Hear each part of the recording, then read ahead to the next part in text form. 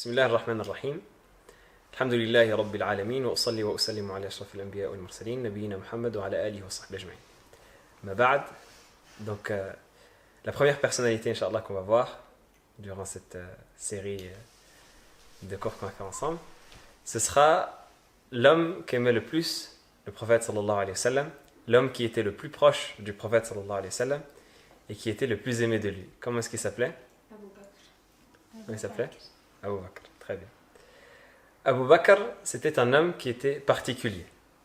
C'est un homme qui, avant même qu'il soit musulman, adorait Allah subhanahu wa ta'ala selon le culte du monothéisme, comme le prophète sallallahu alayhi wa sallam. Abu Bakr, il n'a jamais été polythéiste, il n'a jamais été mécréant, il a toujours été monothéiste. C'est quoi la différence entre polythéiste et monothéiste? C'est quoi la différence entre polythéiste et monothéiste? Polythéiste, c'est celui qui adore plusieurs dieux en dehors d'Allah. Monothéiste, c'est celui qui adore un seul Dieu. Le monothéiste, c'est le muwahhid. Et le polythéiste, c'est le mushrik. Donc celui qui adore plusieurs dieux en dehors d'Allah, il est polythéiste. Les Arabes à l'époque, ils étaient monothéistes ou polythéistes pour la plupart? Polythéiste. Ils étaient polythéistes. Pourquoi? Parce qu'ils adoraient les statues en dehors d'Allah. Parce qu'ils adoraient les statues en dehors d'Allah. Très bien. Et donc Abu Bakr ne s'est jamais prosterné pour une statue et il n'a jamais rien adoré en dehors d'Allah subhanahu wa ta'ala. Sa fille Aïcha, elle dit, Abu Bakr ne s'est jamais prosterné pour une statue, il n'a jamais vu une goutte d'alcool, même avant l'islam. Donc c'était quelqu'un qui était très bien, très droit, c'était quelqu'un qui était très respectueux de la religion d'Allah subhanahu wa ta'ala, même avant que l'islam, c'est-à-dire les prescriptions de l'islam, ne soient révélées au prophète sallallahu alayhi wa sallam. C'était quelqu'un qui était pieux et qui aimait la justice et qui aimait le monothéisme avant même qu'il ne soit musulman. Abu Bakr, il avait une particularité vis-à-vis du prophète sallallahu alayhi wa sallam, c'était que c'était quelqu'un de très proche, que ce soit en âge ou également de la proximité, de l'amitié qu'il avait avec le prophète sallallahu alayhi wa sallam. Et Abu Bakr, il avait quel âge à votre avis lorsque le prophète sallallahu alayhi wa sallam est devenu prophète? Même âge, 40 ans. Non, déjà le prophète est devenu prophète à 40 ans, effectivement. Abu Bakr, il avait quel âge? Abu Bakr, il avait 2 ans de mois. Abu Bakr, il avait 2 ans et quelques 2 mois. Donc il avait environ 38 ans, très bien. Ils étaient à peu près de la même génération. Et Abu Bakr, c'était également une personne de la tribu du prophète alayhi salatu wassalam. Et c'était quelqu'un qui connaissait très bien la tribu du prophète sallallahu alayhi wa sallam. C'était quelqu'un qui avait une grande connaissance dans l'ansab. Qu'est-ce que c'est que l'ansab? Ouais. Je sais pas. Tu sais pas ce que c'est l'ansab? C'est les généalogies. Ton nasab à toi, c'est que tu es fils de Abdel Karim, fils de Abdel Rahman, fils de Hajj Uthman, fils de, jusqu'à Ismaël, n'est-ce pas? Ton nasab à toi, c'est ça, n'est-ce pas? Et donc le nasab de Abu Bakr, lui, il était le fils de Uthman, qui s'appelait Abu Quhafa. Son père, il s'appelait Uthman, et son surnom, c'était Abu Quhafa. Abu Bakr, son prénom, c'était quoi? Son prénom c'était Abdullah. Mais à la base, avant l'islam, son prénom c'était Abdul Kaaba. Il a été appelé par son père Abdul Kaaba et le prophète sallallahu alayhi wa sallam lui a changé son nom après l'islam à Abdullah. Donc Abu Bakr, c'était quelqu'un qui connaissait très bien les ansab des Arabes, qui connaissait très bien les généalogies de son peuple. Il était très respecté dans son peuple parce qu'il connaissait leur généalogie. C'est-à-dire que dès qu'il voyait quelqu'un, il pouvait lui dire, lui il est fils de qui? Il est de quelle tribu? Il vient de quel groupe? Il vient de quelle origine, quelle ethnie, etc., etc. Il savait très bien qui était qui dans son peuple. Il avait une très grande connaissance de cela. Donc il était très respecté par les gens pour ça. Lorsque le prophète sallallahu alayhi wa sallam a reçu la prophétie, ça a été quoi la réaction de son peuple? Est-ce qu'ils l'ont accepté ou est-ce qu'ils l'ont rejeté? Ils l'ont? Très bien. Ils l'ont rejeté. Ils l'ont attaqué. N'est-ce pas? Ah, c'est ça. Ils lui ont jeté des pierres. Ils l'ont attaqué, ils ont fait tout ce que vous connaissez. Donc, Abu Bakr, au contraire de tout son peuple, la première réaction qu'il a eue lorsque le prophète sallallahu alayhi wa sallam lui a dit qu'il était prophète et il lui a annoncé la révélation, ça a été de croire en Allah subhanahu wa ta'ala. Ça a été de croire en Allah subhanahu wa ta'ala, directement d'accepter l'islam sans poser de questions. Le prophète sallallahu alayhi wa sallam lui dit, il n'y a pas une personne à qui j'ai exposé l'islam sans que elle n'ait hésité, elle n'ait demandé, elle n'ait pris du temps pour réfléchir, elle n'ait peut-être débattu, sauf Abu Bakr.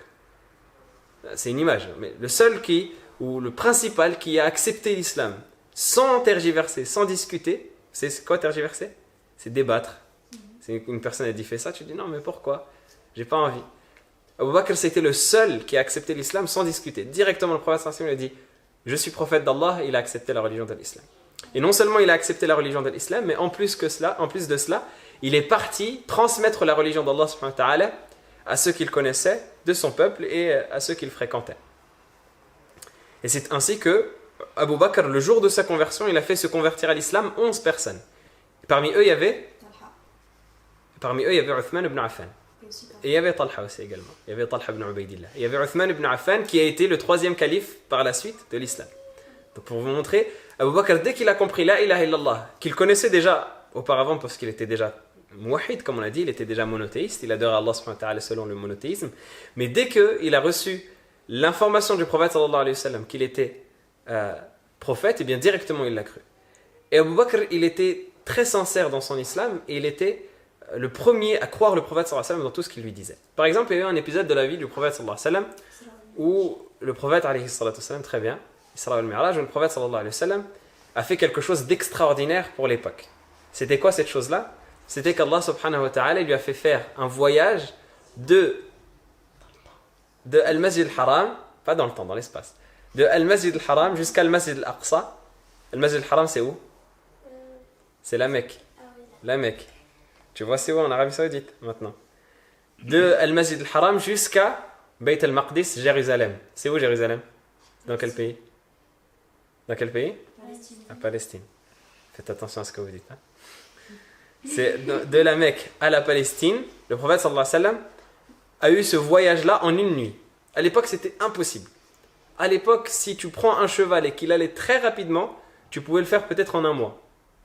Mais une nuit, c'était impossible. Donc quand il a dit cela, il est revenu la même nuit. Il est revenu au matin. Il est revenu au matin. Non. C'est comme aujourd'hui, c'est possible parce que tu peux le faire en avion, par exemple. En une nuit, tu peux le faire facilement en avion. Mais le prophète, alayhi salatu wassalam, pour l'époque, c'était impossible. Donc les polythéistes, dès qu'ils ont entendu ça, ils ont rigolé. Ils ont dit non, c'est impossible. Regarde, ils sont partis voir Abu Bakr. Ils lui ont dit, t'entends pas ce que ton compagnon il dit? Il a dit, qu'est-ce qu'il dit? Et ils ont dit, il dit qu'il a fait un voyage entre la Mecque et Jérusalem en une nuit. Et ils ont commencé à rigoler. Et Abu Bakr, il a dit, si il l'a dit, c'est que c'est vrai. Donc je le crois. S'il dit ça, si le prophète Mohammed sallallahu alayhi wa sallam dit ça, c'est que je le crois. C'est-à-dire que si quelqu'un d'autre lui avait dit, il aurait pu dire peut-être que c'est impossible autre que cela. Mais le prophète sallallahu alayhi wa sallam l'a dit, il y croit. Et c'est pour cela qu'il a eu son nom de As-Siddiq. As-Siddiq. Qu'est-ce que ça veut dire As-Siddiq? Qui croit. Celui qui croit fortement. Celui qui croit fortement, qui est attaché à sa foi. Donc Abu Bakr As-Siddiq, radiyallahu ta'ala anhu, c'était le meilleur des compagnons du prophète sallallahu alayhi wa sallam. Le meilleur des compagnons du prophète sallallahu alayhi wa sallam, c'était Abu Bakr. Et Abu Bakr, comme on a dit, il était d'abord très proche du prophète sallallahu alayhi wa sallam avant la prophétie. Il s'est encore plus rapproché du prophète sallallahu alayhi wa sallam, même après que le prophète sallallahu alayhi wa sallam soit devenu prophète. Pourquoi? Parce qu'il s'est rapproché de lui, déjà moralement, parce qu'il l'aidait, il l'a soutenu dans toutes ses épreuves.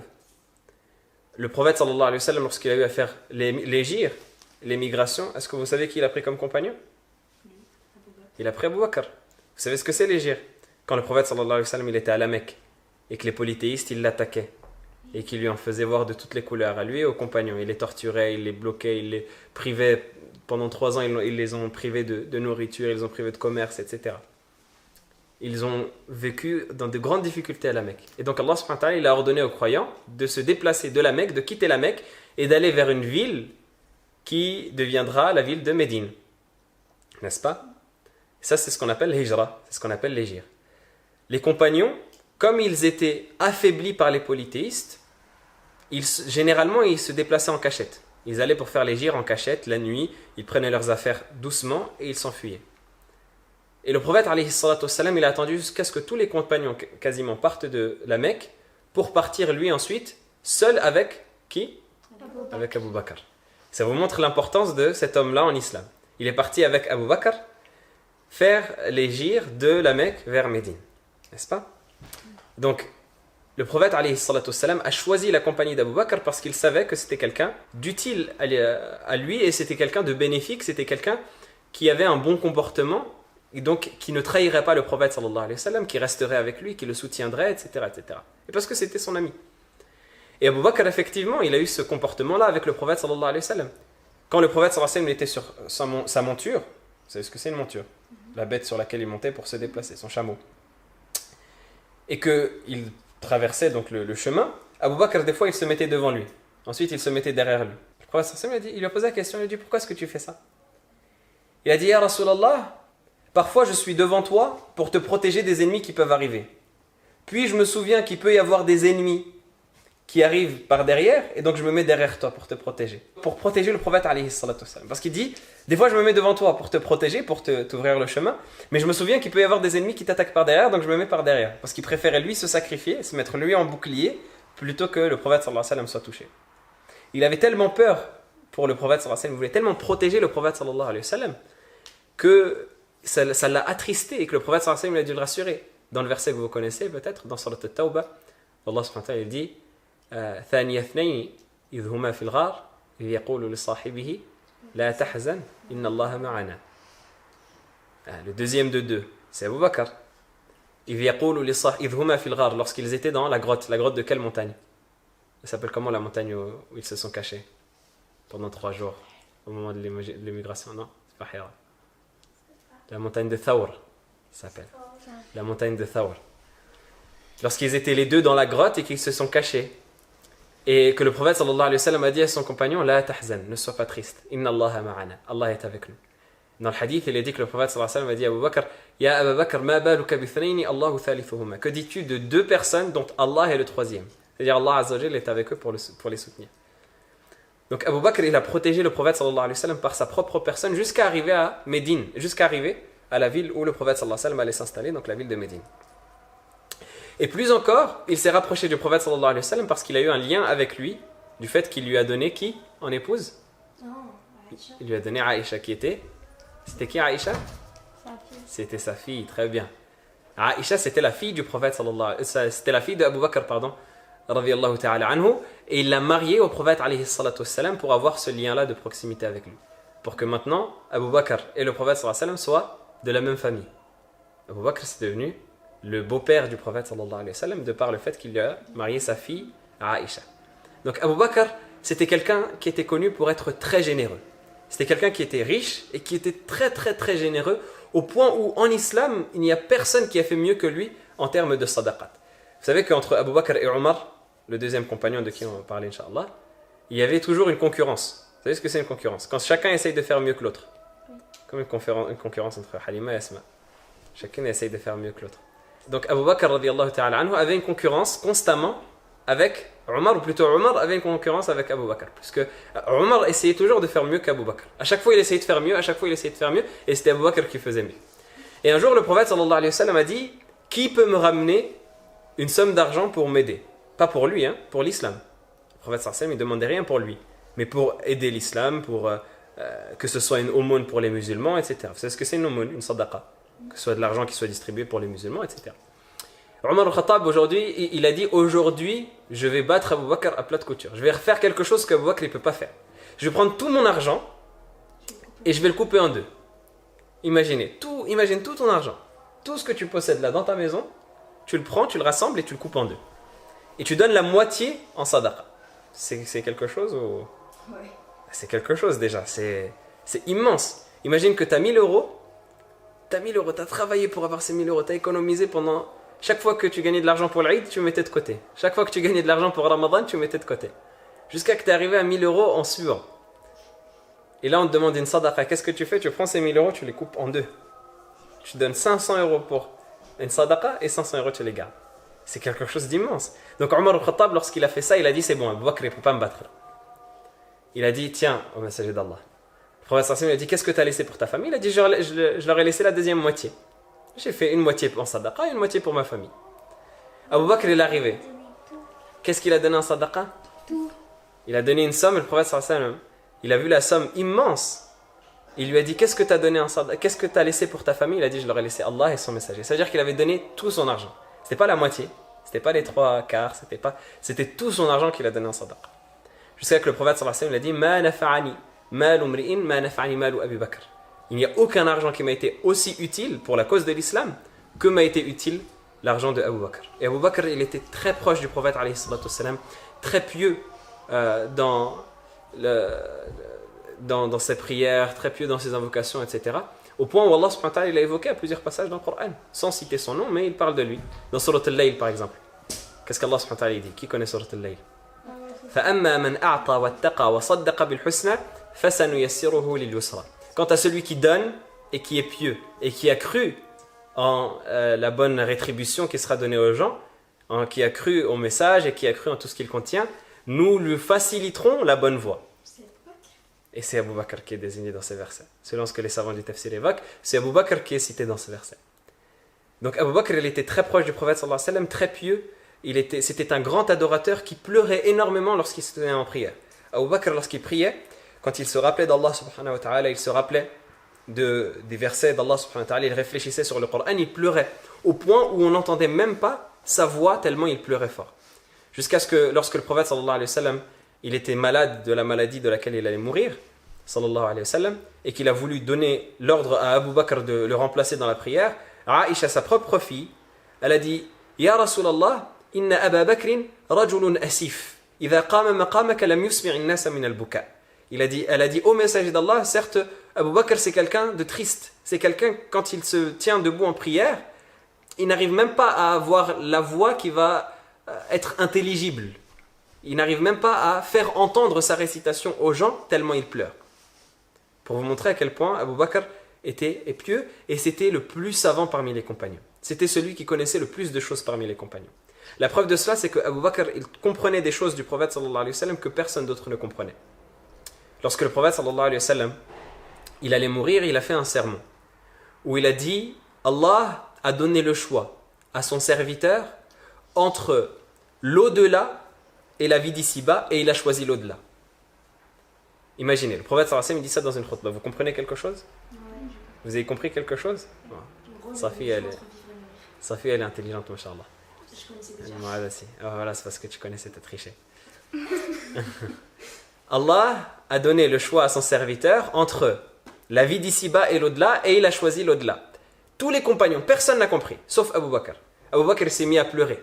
Il a dit Fadaynaka bi aba'ina wa ummahatina ya Rasulallah. Nous sacrifierions pour toi nos pères et nos mères au messager d'Allah. Pourquoi est-ce qu'il a dit cela?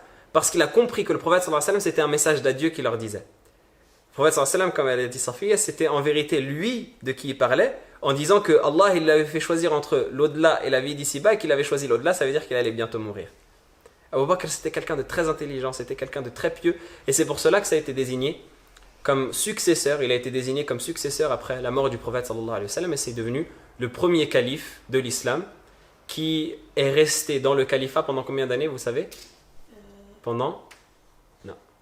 Non, c'était 10 ans et... Non, ça c'est Omar. Ah oui, c'est vrai. Ah non, c'était 2 ans. Non. C'était C'est 6 mois, c'était 2 ans. 2 ans et quelques, exactement. 2 ans et 6 mois à peu près. Exactement. 2 ans et 6 mois à peu près qu'il est resté calife. C'est bien. Donc Abu Bakr est resté calife à peu près pendant cette période-là, après le prophète sallallahu alayhi wa sallam. Et donc, combien il y avait d'écart, on a dit, entre l'âge du prophète sallallahu alayhi wa sallam et Abu Bakr? Ils sont morts à 62 ans. Il avait 38 ans quand le prophète sallallahu alayhi wa sallam était prophète à 40 ans. Il avait 2 ans. 2 ans d'écart, très bien. Donc si son califat il est resté 2 ans après la mort du prophète sallallahu alayhi wa sallam et qu'il est mort, c'est-à-dire qu'ils sont morts exactement à la même date. Le prophète sallallahu alayhi wa sallam il est mort à 63 ans et Abu Bakr il est mort à 63 ans. Abu Bakr il est mort, il a laissé derrière lui un califat qu'il a mené pour la gloire de l'islam. Il a tout fait durant ces 2 années pour redonner gloire à l'islam. Premièrement, ça a été celui qui a rassemblé le mushaf. Vous savez que le mushaf du Coran, à la base, il était écrit sur des morceaux de peau, de bêtes, des os, etc., etc. Les versets, ils étaient un peu éparpillés. Abu Bakr, c'est lui qui a pris la décision, sur conseil de Omar ibn al-Khattab, radiyallahu ta'ala anhu, de rassembler ce mushaf et d'en faire un seul et même livre. Sous l'ordre de Zayd ibn Thabit et d'un certain nombre de compagnons, il a fait rassembler le mushaf. Donc Abu Bakr, c'est l'une des principales causes qui font que aujourd'hui on a le mushaf et qu'on peut le lire. D'accord? Abu Bakr également, il a mené des combats contre des gens qui apostasiaient l'islam. Vous savez ce que c'est apostasier l'islam? C'est quelqu'un qui est musulman et qui quitte l'islam. Abu Bakr radiyallahu ta'ala anhu, il a mené des combats contre ces personnes-là, et il a mené des combats contre également les personnes qui ne voulaient pas donner la zakat. Qu'est-ce que c'est que la zakat? C'est l'aumône. Quand tu as une somme d'argent, à la fin de l'année, tu dois donner une part d'argent aux pauvres. C'est ça la zakat. Il y a des gens à la mort du prophète sallallahu alayhi wa sallam, ils ont dit non, nous on donnait la zakat au prophète. Maintenant le prophète il n'existe plus. Pourquoi est-ce qu'on va donner la zakat? On n'a plus à donner la zakat. Avant on donnait la zakat au prophète sallallahu alayhi wa sallam, c'est lui qui venait la récupérer. Maintenant le prophète sallallahu alayhi wa sallam il est mort. Pourquoi est-ce qu'on va donner la zakat? On ne donne plus. Et Abu Bakr a dit, je combattrai certes ceux qui différencient entre la salat et la zakat. Ça montre que tout ce qu'il y a dans l'islam c'est important. Tout ce qu'il y a dans l'islam c'est important. Allah subhanahu wa ta'ala, il a fait de l'islam une religion complète, une religion parachevée, qui est que tout ce qui est dans l'islam, tous les piliers de l'islam, même si tu penses croire à shahadatayn par exemple, croire au témoignage de foi, et tu ne crois pas en la salat, ta foi elle n'est pas complète. Il faut que tu crois en témoignage de foi, en la salat, en la zakat, au hajj, au siyam de Ramadan. Il faut que tu crois en tout ce qu'il y a dans l'islam. On n'a pas le droit de sélectionner, d'abandonner, de choisir ça parce que ça nous arrange et ça ne nous arrange pas. Quand Ramadan il est en hiver, ça m'arrange. Et quand Ramadan il est en été, ça ne m'arrange pas. En hiver, je jeûne. Et en été, je ne jeûne pas. On a le droit de faire ça ou pas? Non, on n'a pas le droit. Tout ce qui est en islam, on doit l'accepter. Et Abu Bakr radiyallahu ta'ala anhu, il est décédé. Donc comme on a dit, à 63 ans, en l'an 13 de l'Hégire. Le prophète sallallahu alayhi wa sallam, il est mort en l'an, à votre avis? En l'an 11. L'année 11. Parce qu'Abu Bakr est mort à l'année 13. Ils ont 2 ans d'écart, comme on l'a dit. Donc le prophète sallallahu alayhi wa sallam est mort en l'an 11 et Abu Bakr est mort en l'an 13 de l'Hégire et il a été enterré aux côtés du prophète sallallahu alayhi wa sallam dans la maison de Aïcha radiyallahu ta'ala anha. Et donc Aïcha, elle avait chez elle, pendant une période de temps, le prophète sallallahu alayhi wa sallam et à ses côtés, Abu Bakr as-Siddiq. On demande à Allah azza wa jal qu'il nous fasse ressembler à ces gens et qu'il nous fasse profiter de leur histoire et acquérir leurs caractéristiques. Allahu a'lam. Et à la prochaine séance, Inch'Allah.